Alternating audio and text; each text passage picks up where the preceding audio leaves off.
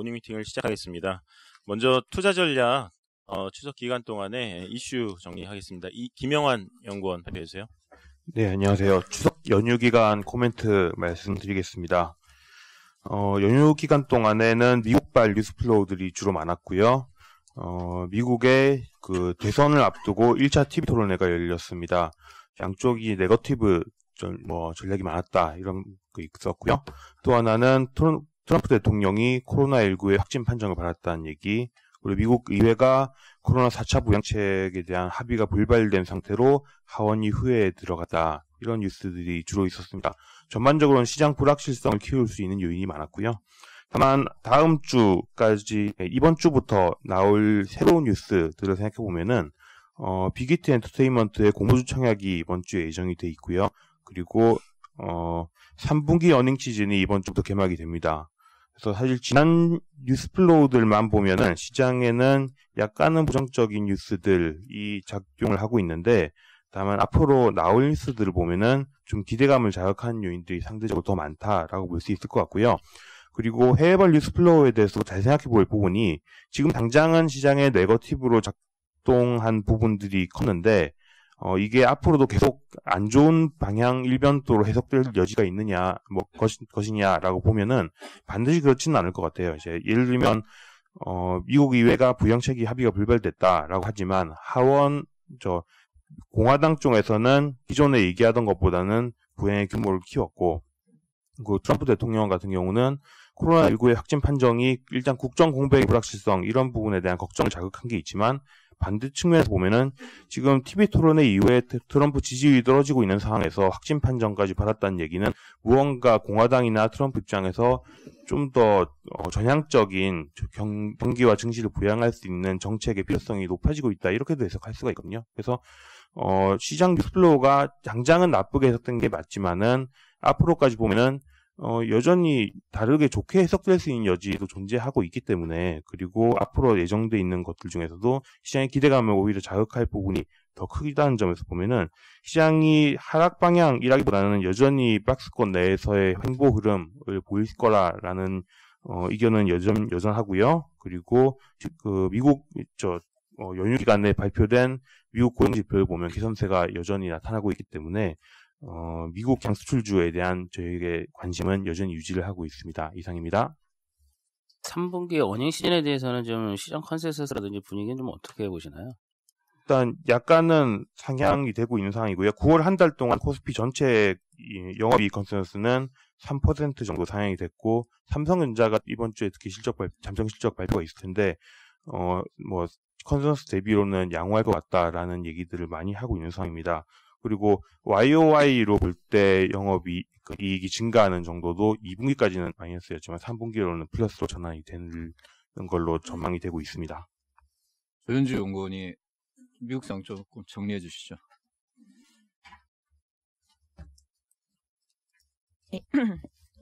네, 연휴 동안 이슈가 굉장히 많았다라고 볼 수 있는데, 시장 입장에서 봤을 때는 호재보다는 좀 악재성에 가까웠다라고 볼 수 있겠습니다. 일단 토론회에 대해서는 앞서 말씀드린 대로 네거티브 유세가 너무 많았기 때문에 시장 전체적으로 누가 승자다라고 확실한 부분이 없었고요. 거의 미국인들이 루저였다 이런 식의 컨센서스가 좀 형성이 됐고요. 다만 지지율 측면에서는 이제 바이든이 좀 올라가는 부분이 있었습니다. 그래서 그런 부분을 봤을 때는 이제 지지율 측면에서는 승자가 이제 바이든이다라고 볼 수 있는데, 보통 토론회 이후 서베이를 보시면 전화 통화가 대부분입니다. CNN, CNBC 대부분 전화 통화고, 이 전화 통화에 대응하는 부분들은 이제 샤이 트럼프 지지층보다는 대부분 민주당 블루스테이트가 많기 때문에 사실 이 지지율만 놓고 봐서 바이든이 승자다라고 보기는 좀 어렵다라고 생각을 하고 있고요. 일단은 트럼프가 코로나 확진 받은 부분은 사실 대통령 논란에 대한 이슈는 좀 있을 것 같다라고 생각을 하고 있습니다. 일단 정치적 방역이 좀 실패했다라는 부분에서 좀 자질 논란이 있기 때문에 오히려 토론회보다는 이제 트럼프의 코로나19 확진 판정이 사실 트럼프의 지지율에 좀 안 좋지 않을까, 이렇게 판단하고 있습니다. 네, 이어서 채권 전략 쪽으로 가겠습니다. 자료가 많은 관계로 간략히 발표해 주시면 좋을 것 같고요. 먼저 이 채권 강승원 연구원 발표해 주세요. 예, 저희 채권 10월보 봐주시면 될 것 같고요. 아까 앞서서 말씀드렸다시피 추석 연휴 동안 굉장히 불확실성을 높이는 재료가 있었는데 오히려 미국 금리는 올라가서 마무리가 됐습니다. 그러니까 저희가 보고 있는 시각도 이와 비슷한데, 그러니까 불확실성이 많아진 건 맞는데 수면 밑에서 확실한 변화들이 어떤 게 있냐라는 게 저희 핵심 논리고요. 보고 있는 건 이런 거죠. 결국 미국 경기는 추가 지원이 필요하다. 그런데 미국 정부는 충분한 돈을 쌓아왔고 2016년 대선 때도 대선 전까지 현금 축장 정도가 사상 최고치였다가 대선 이후에 4개월 동안 축장의 94%를 써버립니다. 이번 대선 이후에도 상당 부분 현금 집행이 가능하다는 게 저희의 입장이고요. 이제 그림 몇 개 보면서 말씀을 드리겠는데요. 우선 저희 월보 그림 4번 봐주시면 미국 고용의 양적 회복이 지속되고 있습니다. 실업률이 0.5%포인트 큰 폭 하락했는데 이번 달 신규 취업자 수가 66만 명으로 전월 대비 절반 이하로 하락을 했거든요. 신규 취업자가 절반보다 절반도 안 되는데 실업률 하락했다라고 하는 이야기는 경제활동 참가율이 그냥 빠진 겁니다. 실망 실업자들이 늘어나고 있다는 이야기고, 그림 4번 봐주시면 연구 실업자 수는 꾸준히 증가를 하고 있어서 코로나 전보다 2.6배 증가한 상황이거든요. 근데 사실 이런 것보다 더 중요한 건 그냥 심플하게 주식시장 입장에서도 10월 중순이면 연방정부가 주고 있는 보조금 자원이 고갈됩니다. 기억하시겠지만 트럼프가 행정명령 통해서 실업급여 연방정부 주는 거 연장시켰지 않습니까? 근데 그거 재원이 추가로 마련된 게 아니에요. 기금, DRF라고 하는 기금에서 전용해서 쓰는데 이거 10월 중순에는 고갈됩니다. 그러면 추가 경기 부양 정책이 없으면 10월부터는 개인소득 큰 폭 급감을 피할 수 없다는 이야기고, 저희는 흔히 말해서 이제야 진짜로 데드라인에 와 있다, 협상이 데드라인에 와 있다라는 생각이고, 대선 전후로 해서 협상에 대한 가능성은 오히려 더 높아지지 않겠냐고 보고 있고, 그림 5번, 6번 같이 봐주시면 저희가 계속해서 말씀드리는 그림 5번이 재무부가 쌓아놓은 캐시인데 1.7조 달러 그 부근으로 사상 최고치 있는데 이거 쓸 거다라는 이야기인데요. 오른쪽 차트가 2016년입니다. 보시는 바와 같이 2016년 11월 대선 때도 당시 사상 최고치였던 4,200억 달러까지 모았다가 4개월 만에 거의 4천억 달러 가까이 다 써버리면서 돈을 다 집행을 하거든요. 결국 이번에도 대선 이후에 정부의 적극적인 재정 지출이 충분히 가능한 상황이다라고 보면 결국은 10월 말로 갈수록 정부 지출 기대감이 커지면서 미국 금리는 완만하게 올라올 거다라고 보고 있고요.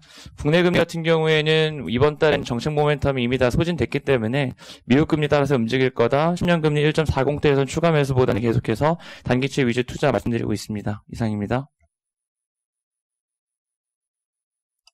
이어서 NH 글로벌 소버린 신종 센터장 발표해 주세요. 네, 글로벌 채권은 채권 금리는 지난주 소폭 상승한 채로 마감을 했는데요. 일단 미국 대선 후보 TV 토론 이후에 민주당 바이든 후보가 지지율이 상승했고 트럼프 대통령 코로나 확진 판정을 받으면서 불확실성이 급격히 높아진 때문이라 보는데, 이로 인해서 지금 빅스 같은 변동성 지표는 급등했는데요. 글로벌 채권 금리는 소폭 상승으로 마무리됐습니다. 이 얘기는 시장은 11월 선거에서 지금 TV 토론과 확진 이슈 이후에 민주당 압승을 예상하면서 미국 테크 기업에 대한 규제와 재정 확대를 통한 대규모 투자 등의 민주당 정책이 현실화될 거라는 것을 선제적으로 반영을 이번 지난주 했다고 이제 판단되고 있습니다. 당분간 전반적인 금시장이 되게 전도성이 높게 유지될 수 있는데, 채권 금리는 약보합세. 하지만 신흥국의 달러당 로컬 확률은 오히려 강보합세를 보일 걸로 이렇게 예상하고 있습니다. 이상입니다. 네, 다음은 크레딧 전략입니다. 한광열 연구원입니다. 네, 저희 10월 월보인데요. 지금 미국 선거가 한 달 앞으로 다가오면서 전반적으로 정치 이슈가 고조가 되고 있는데, 과거에 선거가 있던 해 한 달 전 정도 크레딧 상황을 어땠는지 좀 말씀을 드리면은 2008년부터 12년도, 16년도 모두 세 차례 모두 신용 스프레드 같은 경우에는 10월 동안 확대로 반전을 하다가 선거 결과가 나오고 나서 축소로 반전을 했습니다. 채권 투자자들이 가장 싫어하는 불확실성이 확대되었기 때문인데요. 올해 같은 경우에도 지난 세 번과 마찬가지로 전반적으로 크레딧 스프레드 같은 경우는 변동성이 좀 있을 것으로, 그리고 전반적으로 좀 확대 압력을 받을 것으로 저희는 전망을 하고 있습니다. 지금 국내 같은 경우 은행들 이슈 하나 말씀드리면은 8월달 이후에 이제 바이러스가 확산이 되면서 은행 대출 추이를 보면은 가장 크게 증가한 것이 가계 신용대출, 그 다음에 이제 가계 주택담보대출도 좀 증가를 했고요. 대기업 대출 같은 경우는 오히려 감소했습니다. 바이러스 확산으로 인해서 가계가 조금 쉽지 않은 상황이고, 대기업이나 이제 일반 기업들 같은 경우에는 상반기 때 유동성을 굉장히 많이 확보해 놨기 때문에 지금은 추가적인 유동성 확보는 이루어지지 않고 있다라고 보시면 되고, 국내 같은 경우 이제 스프레드가 전반적으로 좀 확대되고 있는데, 그 와중에 크레딧 그 회사채 같은 경우에는 10월에 좀 강세를 볼 가능성이 높습니다. 왜냐면은 지금 정책들이 상반기 때 굉장히 크게 나왔었는데, 특히나 그 산업은행 산하의 유동성 지원 기구 SPV가 최근에 보면 굉장히 적극적으로 회사채 시장에서 매수를 하고 있습니다. 그래서 회사채가 좀 강세를 보일 가능성이 높고, 여전채도 이어서 같이 좀 양호한 모습을 보일 가능성이 높다라고 판단하고 있습니다. 단기 자금 시장 간단하게 말씀드리면은 9월달 같은 경우는 이제 분기말 효과도 있고 추석 그 연휴 자금 수요도 있음에도 불구하고 전반적으로 좀 안정되는 모습들을 보이고 있습니다. 10월에도 저희는 단기 자금 시장이 안정세를 보일 것을 전망을 하고 있는데, 지금 최근에 좀 관찰되고 있는 현황은 기업들이 예전에는 이제 회사채로 좀 많이 발행을 했었는데, 지금은 회사채보다도 이 단기 자금 CP라던가 단기채 발행을 좀 늘리고 있다. 그 이유가 이제 단기채 같은 경우는 좀 행정적인 절차가 좀 간소합니다. 증권 신고서 제출 의무도 없고 수요 예측도 없기 때문에 단기 쪽으로 몰고 있는데, 그보다도 약간의 기업들의 그 신용 등급의 어떤 그 하락 부담이 좀 있는 상황에서 단기채 같은 경우는 그 등급 하락 가능성이 크지 않습니다. 제한적이기 때문에 이쪽으로 조금 금리가 좀 더 낮고, 그래서 이제 단기 자금 쪽으로 좀 더 몰리고 있다라고 보시면 됩니다. 이상입니다. 네, 다음은 원자재 전략 커머더티 위클리 황병진 연구원. 네, 지난주 원자재 시장 관련해서 말씀드리도록 하겠습니다. 간단히 지난주 시장 동향을 살펴봐 주시면 S&P GSCI 기준으로 마이너스 3.09% 하락을 했습니다. 코로나19 확산세 자체가 다시 또 우려로 작용을 하면서 스페인 마드리드가 국지적으로 좀 락다운 조치를 취했고요. 그리고 트럼프 대통령이 그런 코로나 확진되면서 유가에는 좀 부담으로 좀 작용을 했다고 좀 보고 있습니다. 하지만 여타 원자재 섹터인 기금속 섹터 그리고 산업금속과 농산물 sek터는 주간 기준으로 상승 마감을 했는데요. 금 가격은 다시 온스당 $1,900 상단으로 좀 올라왔고요. 산업금속 같은 경우에는 중국이 국경절 연휴로 들어가면서 일시적인 차익 실현 매물을 좀 경험하긴 했지만, 결국은 주말을 앞두고 미국 부양책에 대한 기대감이라든가 아니면 지난주 나왔던 글로벌 제조 PMI 호조를 사실상 반영을 하면서 다시 플러스로 상승 반전을 하면서 한 주를 마감을 했습니다. 농산물의 경우에는 지난주 미국 농무부가 분기말 그런 미국 재고를 발표를 했고요. 옥수수와 대두, 소맥 각각 전년 동기간 대비 전년 9월 1일 대비 10%, 42%, 8% 재고가 감소하면서 지난주 곡물 가격 중심으로 좀 급등 장세가 좀 나타났습니다. 이번 주 같은 경우에는 미국 부양책과 코로나19가 여전히 관심사라고 일단 보고 있고요. 강수원 연구원이 말씀드린 바와 같이 연준의 경우에는 이미 향후 그런 정책 스탠스 자체를 강조를 하고 있는 상황이고, AIT라고 하는 기대 인플레이션 상승을 통해서 결국 실질 금리를 통제하는 정책을 계속 유지를 하고 있다고 보면 결국 부양책의 그런 통과 여부가 가장 관심이 될 거다라고 일단 보고 있고요. 부양책이 최종 상원에서 통과될 경우에는 결국은 기대 인플레이션 상승에 따른 그런 금리 상승은 있다라고 할지라도 결국 실질 금리 하방 압력이 유효한 가운데 인플레이션 해지 장세 자체는 좀 더 강해질 수 있다라고 좀 보고 있습니다. 그런 측면에서 원자재 시장 전반에 대해서는 중기적인 관점에서 긍정적으로 좀 보고 있고요. 비중 확대 의견 여전히 말씀드리도록 하겠습니다. 추가적으로 유가가 단기적으로 좀 $30대 중반으로 좀 반락하는 부분에 대해서는 페이지 4페이지 그림 3번을 봐주시면 결국 유가의 연간 변동률 궤적을 좀 보시면 될 것 같고요.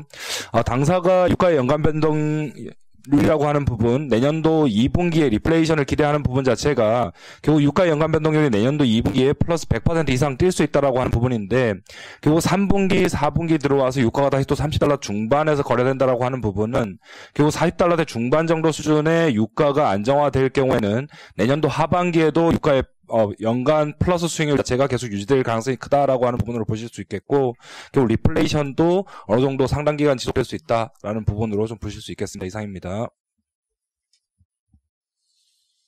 네, 이어서 산업 기업 분석으로 가겠습니다. 반도체 산업 도현우 위원 발표해 주세요. 예, 반도체 말씀드리겠습니다. 지난 연휴 기간에 나온 뉴스들 위주로 자료를 작성했는데요. 이제 제일 눈에 띄는 게 중국의 파운드리 업체 SMIC에 이어서 창신 메모리랑 YMTC 두 메모리 업체도 미국 정부의 다음 무역제재 대상이 될 수 있다라는 전망이 최근에 이제 대만이랑 그 중국 언론에 많이 나오고 있습니다. 그래서 향후 좀 이 가능성을 염두에 좀 둬야 될 것 같고요. 최근에 이 중국 메모리 업체들 동향을 좀 보면 2020년 올해부터 본격적으로 제품 생산을 시작을 했습니다. 창신 메모리가 D램을 중심으로 한 회사고요. 현재 19나노 공정으로 월 4만 장 캐파로 제품을 생산을 하고 있고 연말까지 17나노 양산을 시작할 계획입니다. 이 17나노라는 공정은 SK 하이닉스랑 비슷한 수준이기 때문에 그만큼 좀 많이 따라왔다 이렇게 보면 될 것 같고요. 지금 뭐 중국의 인터넷 쇼핑몰 같은 데서는 이 제품을 실제로 판매를 하고 있기 때문에 그냥 말로만 하는 게 아니다 이렇게 생각을 하면 될 것 같습니다. 그리고 YMTC는 낸드 회사고요. 9월 달에 발표회를 개최를 했고 SSD를 출시를 했습니다. 이 회사도 128단 QLC 3D 낸드 제품을 발표를 했고 현재 92단 공정으로 제품 양산을 하고 있거든요. 그래서 이것도 삼성전자보다는 좀 못 미치지만 뭐 마이크론이라든지 하이닉스랑은 표면적인 기술 수준은 뭐 비슷하다 이렇게 생각을 하시면 될 것 같습니다. 이 회사들이 한 4년 정도 전부터 계속 뭐 양산을 한다라고 얘기를 했었는데 작년까지는 그냥 언론상에서만 발표가 나왔었고 올해부터는 실제로 양산을 시작을 했기 때문에 좀 유의미한 영향을 끼칠 수 있을 것 같고 저희가 생각했을 때는 2020년부터는 전 세계 이제 메모리 수급에 실제로 영향을 끼칠 수 있을 정도의 좀 의미 있는 캐파가 될 가능성이 좀 높다 이렇게 보고 있습니다. 그래서 미국 정부가 좀 예의주시하고 있는 것 같고요. 미국 정부의 기술 제재가 현실화될 경우에는 뭐 당연히 뭐 글로벌 메모리 수급에는 뭐 긍정적인 이슈가 될 수 있지 않을까 그렇게 생각을 하면 될 것 같습니다. 제가 이제 업황을 좀 말씀을 드리면 게임 콘솔이라든지 뭐 노트북 PC 같은 제품의 수요가 상당히 좋아서 최근 메모리 수급이 좀 많이 개선이 되고 있고 데이터 센터 고객들도 현재는 재고를 많이 가지고 있지만 연말 한 11월에서 12월 정도 되면 가지고 있는 재고 수준이 한 4주 정도로 내려갈 거기 때문에 최근에 다시 구매에 대한 의사를 메모리 업체들한테 좀 많이 타진을 하고 있습니다. 그래서 수급이 최근에 많이 풀리고 있고 D램 고정거래 가격이 저희가 생각했을 때는 4분기까지 하락을 하다가 내년 1분기에는 플랫을 기록하고 2분기부터는 다시 상승할 수 있지 않을까 그렇게 보고 있습니다. 그리고 파운드리 업체들 같은 경우도 제품 리드 타임이라고 있는데요. 그 제품을 주문해서 이거를 실제로 고객한테 전달할 수 있는 그 기간인데 보통 이게 한 3개월입니다. 근데 최근에 이 파운드리 업황이 너무 좋다 보니까 이 리드 타임이 6개월 이상으로 늘어났고 이 SMIC에 대한 제재로 이게 추가적으로 증가할 가능성도 높습니다. 한 8개월 가까이 더 늘어날 가능성이 좀 있지 않을까 그렇게 보고 있습니다. 그래서 파운드리 업체들이 뭐 고객들이랑 장기 거래를 할 경우에는 가격 할인을 해주거든요. 그래서 최근에 보면 이 가격 할인이 다 없어졌고 일부 고객들이 이 파운드리 용량 확보를 위해서 뭐 추가 프리미엄까지 좀 지불하고 있는 상황입니다. 그래서 파운드리 업황은 상당히 좋은 수준을 계속 유지하고 있다 이렇게 보면 될 것 같습니다. 이상입니다. 네, 다음은 디스플레이 산업 고정우 의원입니다.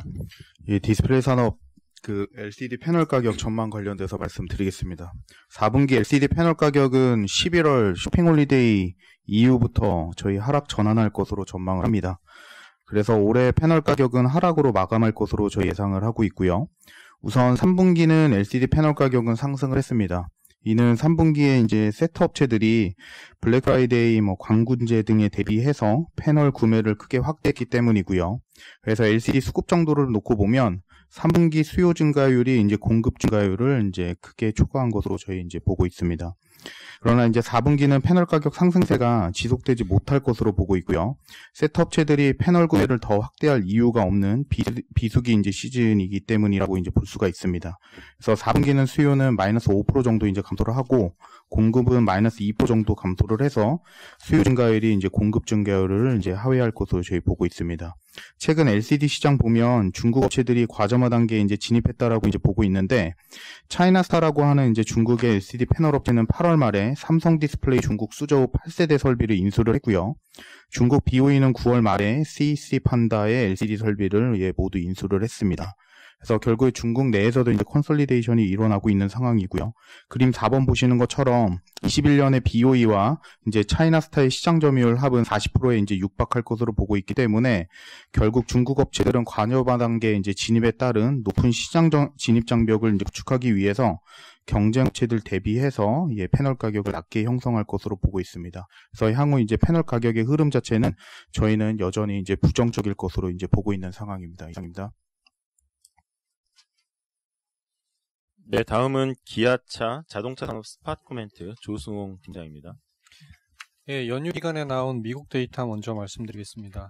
지금 신차 효과가 성공적으로 누적이 되면 이제 선순환 효과가 MS가 증가하고 인센티브가 하락하는 방식으로 나타나게 되는데요. 그게 이제 가장 잘 나타나고 있는 게 미국 시장이고요. 그다음에 내수랑 미국이 수익성 측면에서 가장 좋은 시장이기 때문에 지금 미국 시장에서의 판매 호조세는 좀 의미가 있다라고 생각을 하고 있습니다.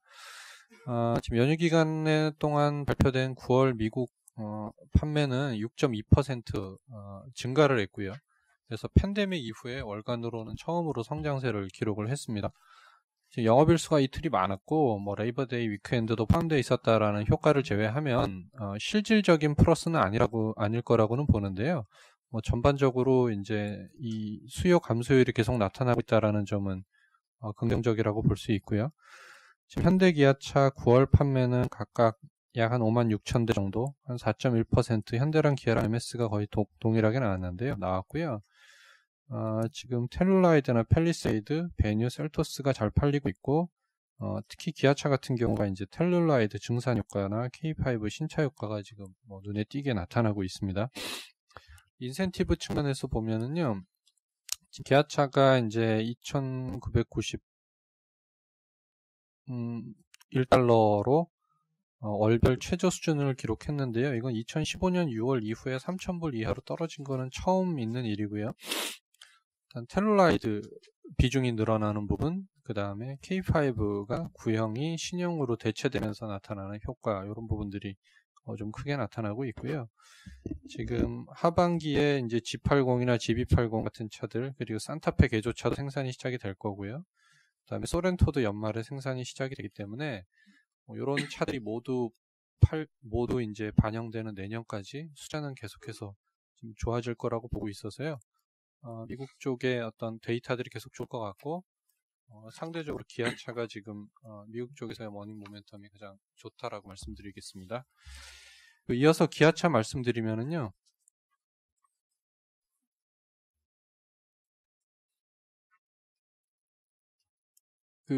말씀드린 선순환 효과가 지금 확산되고 있고, 내수에서 시작해서 미국, 그 다음에 이제 하반기 인도 가동률 올라오는 부분, 이렇게 글로벌로 확산되는 과정에서 어닝 모멘텀이 계속 강화될 거라고 보고 있고요. 지금 기아차 같은 경우에는 자동차 사업 민감도가 높기 때문에 항상 보면 좋아질 때랑 나빠질 때 더 많이 좋아지고 더 빨리 좋아지고 이제 그런 이 스윙이 더 크게 나타나는 부분들이 이제 변곡점에서의 어닝 모멘텀은 좀 주목해 볼 필요가 있다라고 지금 생각을 하고 있고요.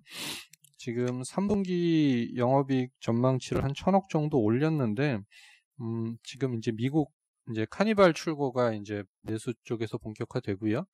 미국에서의 어떤 인센티브 하락 효과 이런 부분들이 기존보다는 좋은 실적으로 나올 걸로 지금 예상을 하고 있습니다. 뒤에서 5페이지에 나와 있는 표 3번만 좀 말씀을 드리면은요.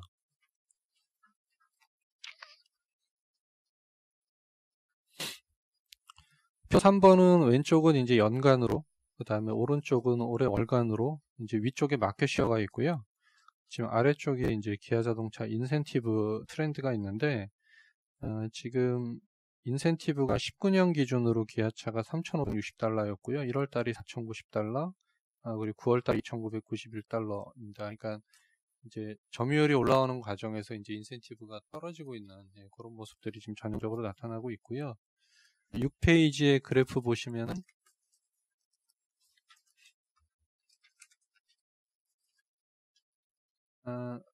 지금 이제 좋은 거는 그림 5번입니다. 좌측에 있는 회색 바는 연간 평균 인센티브고요. 오른쪽은 월간인데 지금 그림 5번 보시면 K5가 7월에 나오면서 이제 이 신형으로 대체되면서 지금 인센티브가 떨어지고 있고요. 그러니까 구형 옵티마는 인센티브가 5,000불 정도 됐었고 지금 신형 K5가 2,000불 초반 정도에 형성되고 있기 때문에 이제 이런 스윙이 나오고 있고요. 그다음에 그림 7번 보시면은 텔룰라이드가 7월부터 이제 증산을 하면서 출고 적체가 해소되고 있고요. 이제 리테일이 빠르게 올라오고 있습니다. 예, 그러면서 그림 8번 보시는 것처럼 이제 리테일이 올라오면서 인센티브가 떨어지고 있기 때문에 요 두 가지가 이제 가장 큰 효과를 내고 있고요.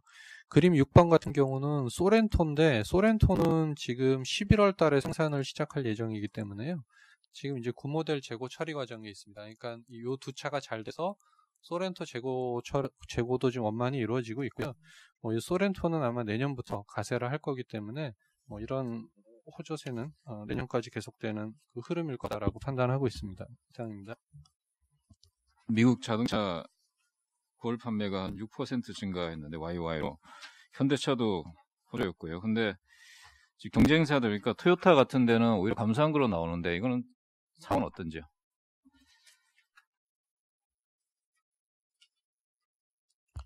지금 그 메이커별로는 뭐 모델별로도 좀 차이가 있고요. 그다음에 근데 토요타 같은 경우에 YY로 17.4% 플러스가 났습니다. 연간으로 6.2%고요. 한번 확인해 보시죠. 제가 언론에서는 네. 경쟁사들이 많이 감소한 걸로 이렇게 나오거든요. 아마 누적일 겁니다. 누적으로요? 예, 9월달 자체는 누적으로는 다 줄었어요. 중국 쪽의 그 자동차 쪽 회복 속도는 어떤가요? 지금 유일하게 잘 안 되고 있는 데가 중국이고요. 지금 뭐 말씀하신 것처럼 이렇게 의미 있게 숫자가 올라오지 않고 있습니다. 네, 다음은 해상운송산업 스파 코멘트 정현승 연구원입니다. 네, 연휴 기간이고 중국 쪽이 그 국경절 연휴 기간이 들어갔음에도 불구하고 최근에 운임이 좀 더 상승세가 가팔라지고 있는 모습입니다. 특히 벌크선 같은 경우가 지난주에 운임이 많이 올랐고요. 지난 2주 동안에 운임이 50% 넘게 올랐습니다. 그래서 특히 이제 대형 벌크선 운임이 106% 정도 올랐고요. 운임이 가장 많이 올랐었던 이유 중에 하나는 철광석 물동량이 점점점 늘어나고 있다는 가장 핵심인 것 같습니다. 일단 중국 내 철광 생산이 견조하고 그 예전에 사고가 있었던 발레가 2020년 3분기부터 본격적으로 철광석 생산량 정상화를 발표하고 있는 상황입니다. 그럼 이 목표대로 생산이 된다라고 하면 하반기에는 YY로 11% 정도 생산 증산이 예상되어 있기 때문에 이러한 점들이 브라질 중심으로 해서 물동량이 크게 늘어나고 있고 일시적으로 선박이 좀 서플라이가 좀 부족한 상황이 나타나지 않나 이렇게 좀 판단하고 있습니다. 4분기에도 전반적으로 운임이 강세되는 흐름이 나타날 거로 보고 있고요. 롱텀하게 보면 내년까지 벌크 수급이 개선되는 사이클을 감안했을 때 페노션 주가가 너무 많이 빠져 있다고 생각하고 있습니다. 두 번째로는 상하이 컨테이너 운임지인데요. 여기도 똑같이 국경절 연휴 돌입하는데도 불구하고 9월 30일 기준으로 1.5% 상승했습니다. 그림 5번을 보시면 컨테이너 운임지수가 역대 5년 내 최고치를 계속 경신하고 있는 상황이고요. 최근에 특이한 점은 그림 6번을 보시면 미주 노선 외에도 이제 유럽 노선에서도 운임이 상승세가 포착되고 있다. 전반적으로 운임 상승세가 지금 확산되고 있는 상황입니다.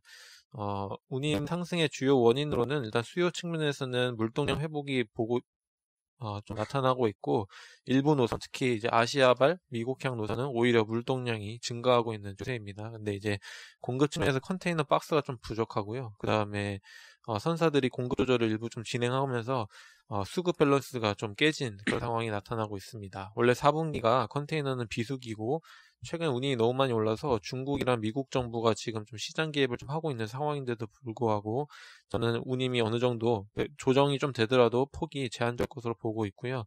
수급 불균형이 내년 춘절까지 계속적으로 이어질 것으로 보고 있기 때문에 관심 종목으로 HMM을 제시하고 있는 상황입니다. 감사합니다. HMM 그 실적 관련해가지고 좀 조정 여지가 좀 많이 발생하고 있나 지금? 지금 운임이면 뭐 2분기보다 3분기 실적이 훨씬 더 잘 나와야 되는 상황이긴 한데요.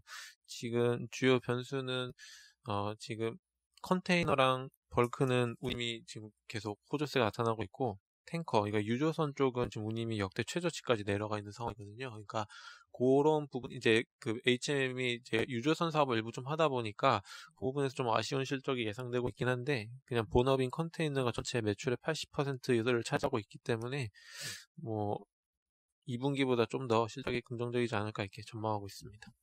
그동안 저 컨테이너선 발주가 별로 없었던 것 같은데요. 이게 구조적으로 운임이 좀 강세로 갈 수 있는 그런 뭐 추입이 있는 건가요? 좀 어떻게 설명 좀. 그냥 제가 바라보는 관점에서 글로벌 물동량이 점진적으로 바닥 찍고 올라오고 있는 과정이고요. 그리고 뭐 당장 해운사 중에서 컨테이너 선을 발주할 수 있는 해운사는 지금은 거의 없습니다. 뭐 재정 상황이 그렇게 녹록하지 않은 상황일 거고, 그렇기 때문에 수급이 점점 밸런스가 맞아지는 과정이라고 롱텀하게 보고 있는 상황이고요. 그리고 지금 운임 강세가 일부 이제 뭐 공급 조절 이런 부분들도 있지만, 가장 중요한 건 일단 수요가 전반적으로 좋아지고 있기 때문에 제가 봤었을 때는 일부 조정이 있다고 하더라도 상승 추세가 내년도까지 좀 이어지지 않을까, 이런 관점으로 바라보고 있습니다. DDI도 오르는데 페노션은 어때요? 그 3분기 실적이 뭐 기대치를 좀 못할 수도 있지 않냐, 뭐 이러한 시장 전망들이 좀 나오면서 좀 주가가 좀 조정받은 상황이긴 한데요. 저는 그러한 관점은 너무 지나치게 단기적 관점이라 생각하고, 롱텀하게 보면 지금 수급 개선이 계속 나타나고 있는 상황이고요.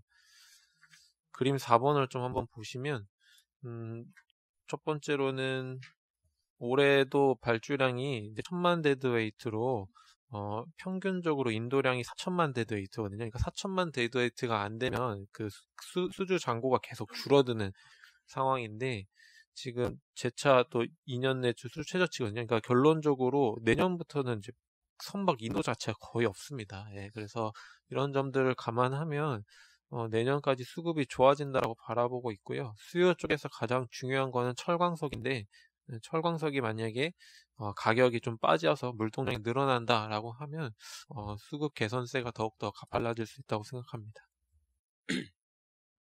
네, 해외 주식 엑센추어는 자료로 대체하겠습니다. 이상으로 준비된 자료 발표 모두 마치겠습니다.